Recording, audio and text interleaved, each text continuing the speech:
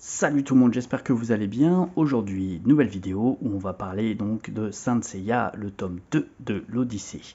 Qu'est-ce qu'on peut voir donc justement en débutant cette vidéo? Que le coffret ressemble trait pour trait au premier tome donc où on parlait de Iki. On peut voir également que ça sera donc bien sur 5 tomes. Nous sommes donc au deuxième tome et on va voir de quoi nous parle exactement ce tome-ci.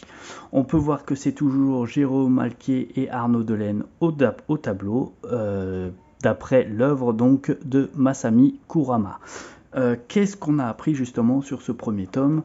Qu'il y avait un nouvel ennemi au nom de Chronos. Alors on a pu voir également un peu le passé donc de Iki. On se doute que là nous aurons droit également à peut-être un passé ou une découverte de ce personnage emblématique quand même, Shun, parce qu'on n'a pas pu spécialement en parler plus que ça dans les animes. Et dans le manga, ça reste assez flou, c'est un personnage vraiment secondaire, sauf à certaines périodes où on a pu découvrir que Iki était son frère. Côté planche, on peut voir qu'il est quasiment identique par rapport au deuxième. Attendez que je vous montre ça, hop.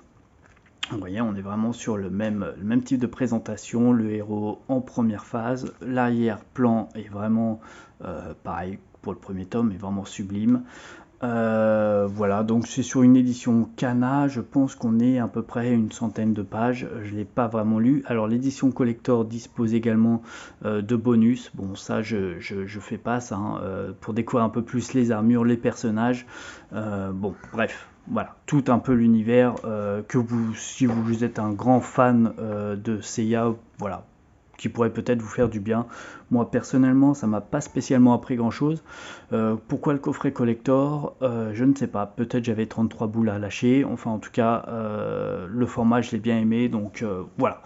Ça s'explique pas vraiment. Donc on peut aussi également découvrir Chronos, où on a pu le découvrir dans Saint Seiya Next Dimension, si je dis pas de bêtises, où c'est la suite en fait officielle un peu d'après Hades. Donc je rappelle juste que Seiya s'est pris donc l'épée d'Hadès sur son cœur et son équipe est obligée de remonter dans le passé pour découvrir un remède pour le sauver. On va également découvrir un nouveau personnage, Hercule. Alors on n'en sait pas plus, tout au moins moi j'en sais pas plus à l'heure actuelle, j'ai pas lu les suites. Bref, donc là chronologiquement, je sais que dans le premier, on était dans les Chevaliers d'Or, donc quand ils allaient justement voir le Grand Pop. Sur ce deuxième, pour pas vous mentir, je viens tout juste de l'acheter, donc je viens de le découvrir également avec vous. Ce que je sais déjà par rapport à ça, c'est que donc on a donc un nouvel adversaire qui entre en scène. C'est le futur en gros des chevaliers qui se retrouvent en danger, comme on peut le voir également dans Saint Seiya Next Dimension, hein. C'est également un des méchants principaux des chevaliers d'or et des chevaliers, et en fait en gros Chronos en fait qui aurait empêché l'ultime éclipse d'avoir lieu, Zeus lui aurait promis en fait d'intégrer directement les Olympiens, mais il n'a pas en fait en gros tenu promesse. Donc bafoué, Chronos est plus que jamais en fait déterminé donc à forger l'horloge Apocalypse, et pour cela en fait il aura besoin du feu sacré de l'Olympe en fait que Prométhée a dérobé. Ensuite, on peut voir que le Titan, en fait, il exige d'être libéré de ses chaînes qui l'entravent au mont Caucasse. Donc ça, voilà, faudra lire clairement le tome 1 pour un peu plus comprendre les aventures de ce tome 2. Et en fait, ces chaînes, en fait, elles sont sont identiques à celles de l'armure d'Andromède portée par Shun. Donc en fait, pour parvenir à ses fins, Chronos va devoir percer son secret, d'où ce tome intitulé, enfin c'est pas vraiment intitulé, mais tout au moins où on peut comprendre pourquoi ce personnage principal dans cette formule est donc Shun d'Andromède.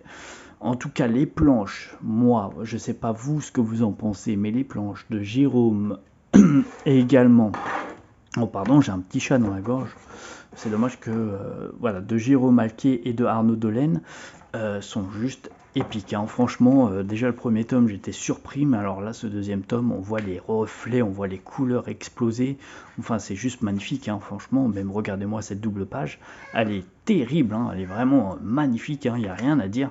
Alors côté scénario, je vais pas aller trop loin pour éviter trop de spoil, même pour moi, mais en tout cas, ça promet des combats assez épiques. Je sais que même dans ce premier tome avec Iki, il était juste fabuleux, hein. On a pu découvrir également l'unique technique, hein, que Iki aura utilisé dans sa vie, tellement que c'était puissant, enfin bref.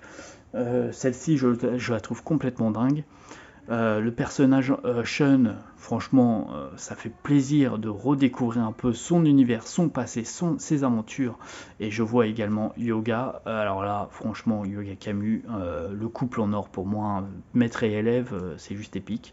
Donc, encore une fois, si vraiment vous hésitez à l'acheter, si c'est par rapport au dessin, par rapport au scénario, allez-y quoi, les yeux fermés, parce que franchement les planches sont juste terribles. Le scénario, comme je vous l'ai dit, ça prête bien. Franchement, par rapport à un manga, on est en plus dans dans tout ce qu'on aime, quoi, hein, des combats, une histoire, une fraternité, enfin bref, tout ça, ça m'a l'air vraiment gigantesque. Et puis encore une fois, retrouver Shun vraiment dans ces aventures-là, ça promet. Bon, je suis désolé, je vais passer quelques pages pour éviter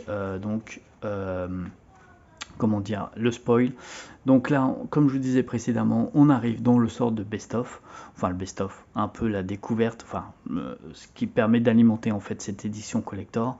On se retrouve donc avec les personnages principaux et également les personnages secondaires, si je peux me permettre de dire ça, où on va découvrir un peu plus leur armure, leurs défauts, enfin enfin voilà, où est le torse, enfin, bref. Là également, on se retrouve dans ce sort de making-of de l'édition. Ce que j'aime le plus, en fait, c'est justement cela. Peut-être pas précédemment, puisque dans les mangas, je crois dans les Perfect éditions, vous pouvez apercevoir ça. Là, on est plus dans le making-of justement de cette œuvre. Et voilà, j'ai juste à dire bravo, bravo, bravo. Grand coup de cœur, moi vraiment, c'est connaître l'histoire, la création en fait de ces personnages qui m'a le plus marqué, quoi. Donc, enfin, marqué, qui m'a le plus intéressé dans cette édition collector. Donc voilà, bah écoutez les amis, dites-moi vous votre retour, dites-moi si vous pensez l'acheter ou pas, et dans quel format bien sûr. Je vous dis à très vite pour une prochaine ou une nouvelle vidéo. Merci les amis, à très bientôt. Et encore